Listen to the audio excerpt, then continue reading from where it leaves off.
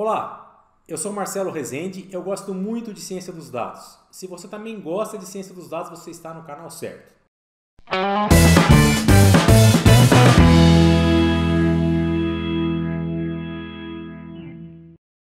Dá para treinar uma rede neural artificial por força bruta? O que é exatamente treinar uma rede neural?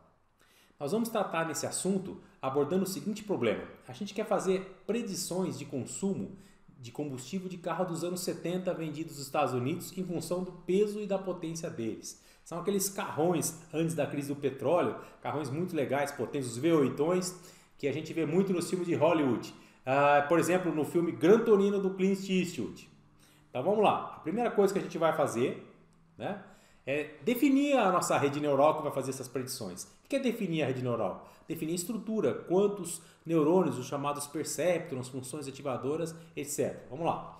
Então, nossa rede neural vai ser uma rede muito simples, tá? Que vai ter como inputs a potência e o peso do carro.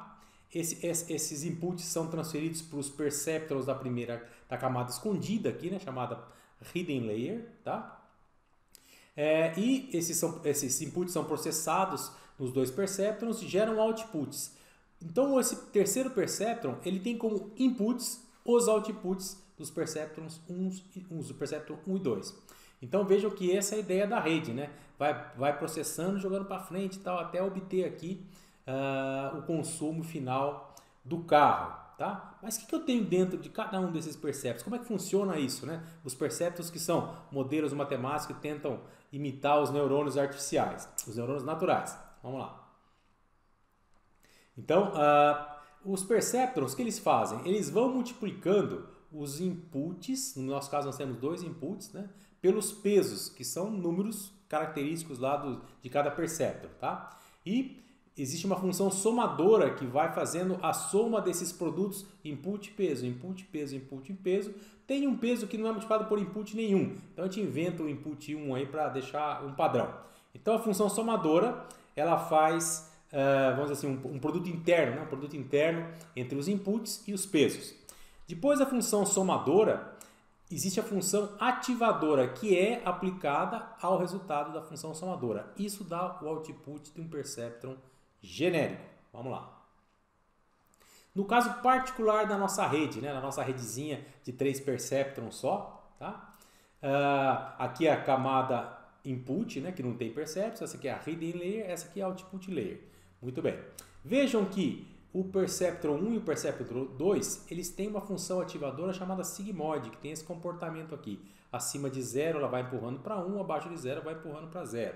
Tá? É 1 sobre 1 mais z elevado a menos x, obviamente dá um comportamento não linear no output do perceptron 1 e do perceptron 2. Tá? Já o perceptron 3, ele não tem essa função ativadora sigmoide, ele tem a função ativadora identidade, ou seja, não faz nada, o que vier da função somadora vai para o output. Por quê?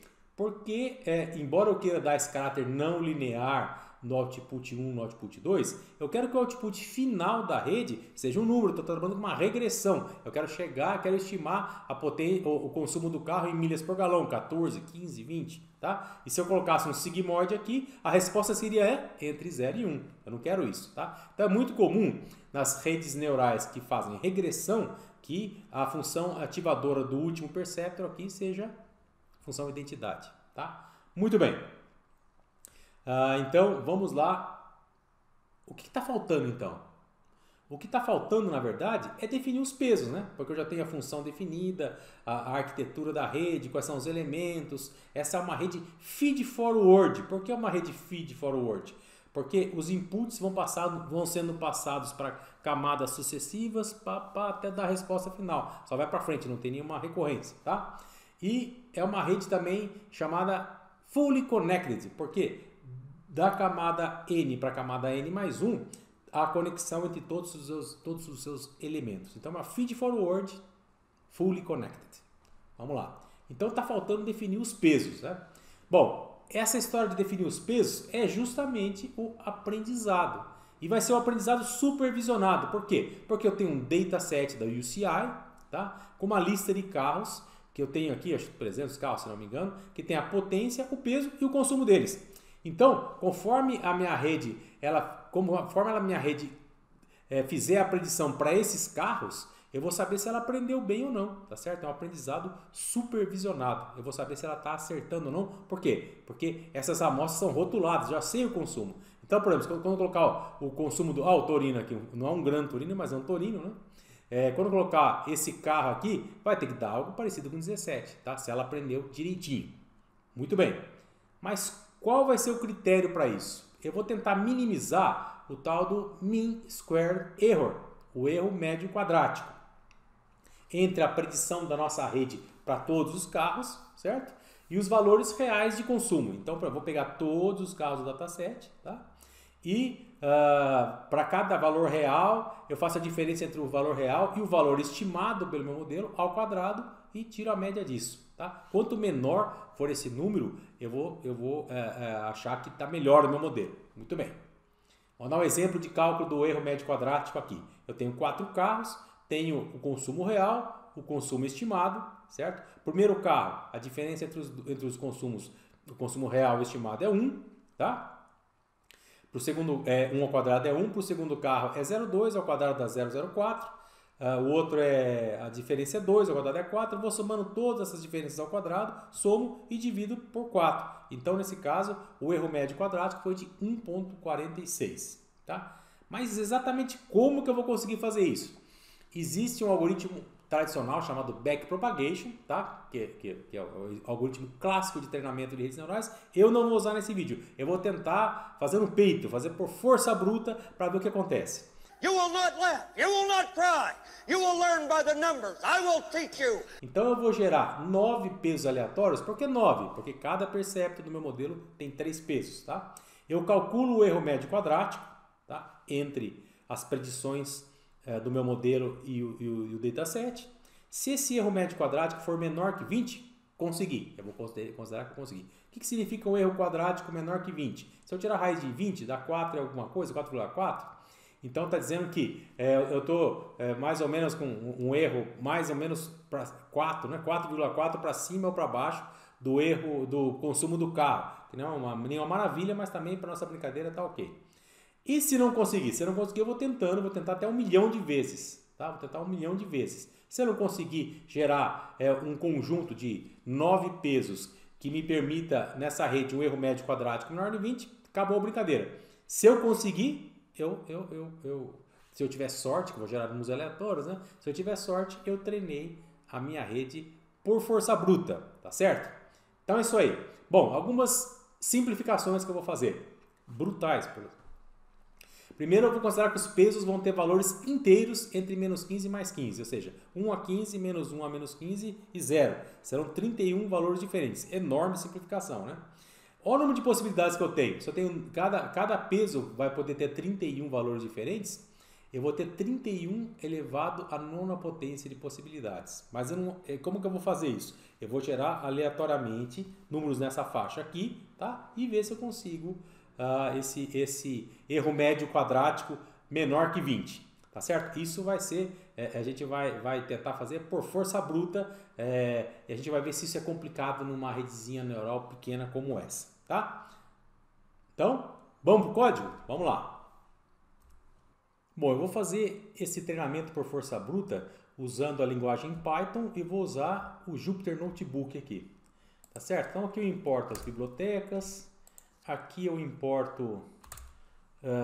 eu carrego o dataset da Universidade Califórnia Irvine, que tem os carros, os dados dos carros, certo? Muito bem. Aqui, olha o Ford Torino aqui. Aqui eu faço um drop nas amostras que tiverem faltando alguma informação, por simplicidade. Para simplificar, eu poderia criar uma estratégia um pouquinho mais sofisticada. Aqui eu crio um novo data frame só com target, potência e peso, tá? Aqui está o meu novo data frame. Depois eu jogo para o target a série MPG, certo? E para o data frame eu vou jogar o dataset, né? As séries peso e potência. Vamos melhorar um pouquinho, colocar np-array, ó, np.array nesse cara aqui. Muito bom. Agora eu vou fazer uma estandardização dos dados, tá? Se por força bruta alteraria muita coisa, mas a gente depois vai precisar disso. Por quê? Porque existe uma ordem de grandeza do peso muito maior, né, do que a da potência, mais ou menos 10 vezes maior, né? Está em outra ordem de grandeza. Então o que a gente faz? A gente faz uma estandardização, usa a própria biblioteca Preprocessing do sklearn. Esse XS vai ser o X estandarizado. O que quer dizer o X estandarizado? Cada amostra eu tiro a média e divido a média da feature e divido pelo desvio padrão da feature. Isso vai causar o seguinte efeito: a média vai ficar 0 e desvio padrão 1. A gente pode ver, para feature potência média 0, desvio padrão 1, e para feature peso, né, média 0, desvio padrão 1. Isso é muito importante, ter as features dentro da mesma ordem de grandeza, vamos dizer assim, tá? Vamos lá. Isso pode ser, em alguns algoritmos pode ser muito sensível essa alteração. Aqui eu vou criar o perceptron, tá? A função perceptron. O que ela faz? Ela faz o que faz um perceptron genérico. Ela recebe os pesos, os inputs, faz o produto interno dos pesos pelos inputs, tá certo? Vejam que eu não preciso me preocupar com aquele 1 a mais que multiplica o peso W0, porque eu vou concatenar aqui na hora de fazer esse produto interno, tá? Então esse produto interno ele faz o papel da função somadora. Ele soma os produtos dos pesos pelos inputs. E no final eu aplico a função ativadora, que vai ser passada por parâmetro aqui também, nessa função perceptron, tá? Muito bem. Vamos em frente. Eu tenho a função sigmoid, que eu vou utilizar para fazer a ativação dos dois primeiros perceptrons, tá? E aqui essa função pred1, ela roda a rede, né? Eu entro com dois inputs aqui, certo? Entro com o θ, e daí o que acontece? Eu obtenho o output do primeiro perceptron passando θ de 0, esse θ de 0, θ de 1 e θ de 2. Esse θ de 0, θ de 1, θ de 2 quer dizer o seguinte, que eu guardei os pesos dessa minha rede neural numa matriz 3x3. Na primeira linha eu tenho os θs do primeiro perceptron, na segunda linha eu tenho os θs do segundo perceptron, na terceira linha eu tenho os θs do terceiro perceptron. Então, vamos ver, olha, o output do perceptron 1, ele recebe os θs da primeira linha, o input 1, input 2, certo? E eu aplico a função de ativação sigmoid, como isso aqui. Mesma coisa para o perceptron 2, só que ele recebe outros pesos, e aplica sigmoid, tá? E o perceptron 3, ele recebe os pesos dele e como input, ele recebe o output dos perceptrons 1 e 2. E ele aplica a função ativadora lambda, uma função anônima, x vira x mesmo, ou seja, ele não faz nada no que vier da função somadora, alguns chamam de função identidade, tá? Legal? Muito bem, eu acho que eu já rodei isso, mas é bom rodar de novo. Vamos lá. Essa função pred todos aqui, ela faz o que o nome está dizendo, ela faz a predição do consumo, certo? Para todas as amostras do dataset, certo? Então eu passo aqui o dataset, o θ, que é aquela matriz 3x3 que tem o peso de todos os perceptrons, tá? Cria uma lista vazia, percorre todos os elementos do dataset, vai pegando os inputs e vai concatenando na rede, na lista o quê? Vai colocando o processamento para cada uma das amostras, que eu passo input 1, input 2 e θ. No fim, eu transformo essa lista num array que vai ter o quê? A predição da minha rede para todos os carros daquele dataset e o CI. Beleza? Os que ficaram, que não saíram no drop lá. Bom, então tá aqui, ótimo. Essa função pred todos. E essa função MSE, erro médio quadrático. Eu faço a diferença, esse aqui é o vetor valores reais e aqui é o vetor valores estimados. Faço a diferença entre eles e faço o produto interno entre eles mesmos. Isso dá a soma da diferença ao quadrado, divido pelo número de elementos, obtive o MSE conforme essa fórmula aqui. Ótimo. Bom, finalmente vamos fazer a força bruta. Vamos lá. Eu vou pegar, só para controlar, né? Vou pegar o tempo no começo. Tem um gerador, uma semente aleatória fixada para que vocês possam repetir o experimento em casa. Aí eu faço aqui uma lista de menos 15 até mais 15. Eu só vou começar a mostrar os pesos que forem eu vou considerar os pesos, os custos que forem abaixo de 40 para dizer que houve uma melhoria, tá? 40 seria péssimo. Muito bom. Então, aqui eu inicializo a minha matriz de peso, tudo zero, uma matriz 3x3 de zero. Começo a contar as iterações. Aqui é 20, né? Quando o custo for menor que 20, eu vou considerar que eu atingi um MSE razoável para minha brincadeira aqui, tá? E tem um limite de 1 milhão de iterações, 1 milhão de tentativas. Então, como acontece a cada tentativa? A cada tentativa, o que eu faço? Eu gero um número aleatório entre 0 e 30, esse número vai corresponder ao que está nessa lista aqui, tá certo? E aí isso vai ser o peso, então eu gero 9 pesos, né? 9 pesos dessa forma, entre menos 15 e mais 15, tá? Aí esse vetor R eu transformo numa matriz 3x3, que o nosso θ é uma matriz 3x3, tá? Então, por exemplo, aqui, vou dizer, eu gerei um número aleatório entre 0 e 30, ele deu 0, né? Qual vai ser o primeiro peso? Vai ser menos 15, tá? Se desse 1, seria menos 14 e assim por diante. Obtive a matriz, tá? A matriz 3x3, os pesos. Aí eu faço a predição com essa matriz de pesos, né? Eu faço uma predição para todos os carros do dataset e calculo o erro médio quadrático. A cada 100 iterações aqui, eu vou para vocês acompanharem, vou mostrando quantas tentativas foram feitas, né? E qual é o melhor erro médio quadrático obtido até aquele momento. Toda vez que eu consigo uma diminuição do custo, certo? Eu guardo aquele conjunto de tetas, que é importante, e atualizo o custo, tá certo? Vamos lá então, vamos rodar esse cara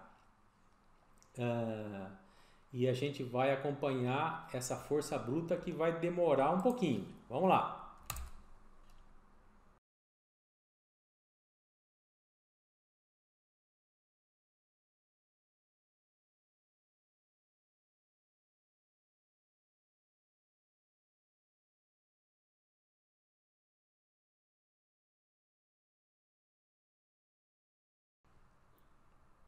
Finalmente, depois de mais de 140 mil tentativas, nós conseguimos um erro médio quadrático abaixo de 20, né? Um erro médio quadrático 19,67. Estamos longe ainda do 1 milhão de tentativas, né?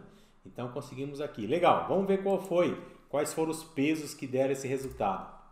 Então vocês se lembram que todos os pesos estão entre menos 15 e mais 15, né? Esses valores aqui estão todos entre menos 15 e mais 15. Como referência, eu vou fazer a mesma coisa usando agora o algoritmo, o algoritmo clássico Backpropagation. Eu vou usar a biblioteca sklearn, eu vou implementar um MLP Regressor, justamente uma rede neural para fazer uma regressão.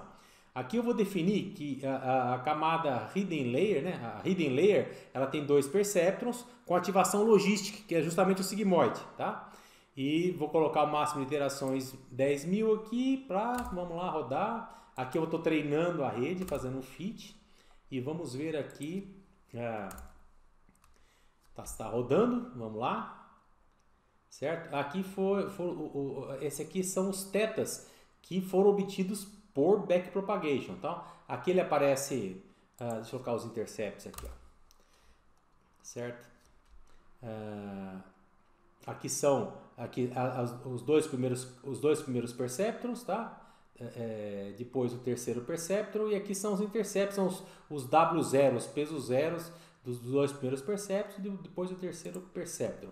Vamos ver que erro médio quadrático que o aprendizado via backpropagation conseguiu, se foi muito melhor que os nossos 19. Vamos lá. Eu faço uma predição, foi 14,68, né? Bem abaixo do nosso 19. Quer dizer, eu acho que precisaria, aleatória, na força bruta para chegar nesse erro médio quadrático, seria um longo caminho. Muito bom. Vou fazer uma coisa bacana aqui, ó. Eu vou jogar os pesos obtidos por backpropagation para uma matriz 3x3, tá? Como se estivesse roubando os tetas lá do backpropagation, tá? Isso virou essa matriz θ-MLP. Essa matriz θ-MLP são os pesos que foram obtidos via backpropagation. Vou mostrando que os nossos são esses, né? E aí esses são os pesos obtidos via backpropagation. O que eu vou fazer agora? eu vou fazer uma predição na minha rede usando os pesos obtidos via backpropagation e espero que dê o mesmo resultado, obviamente, certo? Então fiz uma predição para todos usando o dataset, a minha rede, né? A minha rede porque é a função pré de todos que usa a minha rede. Vamos ver se o erro médio quadrático,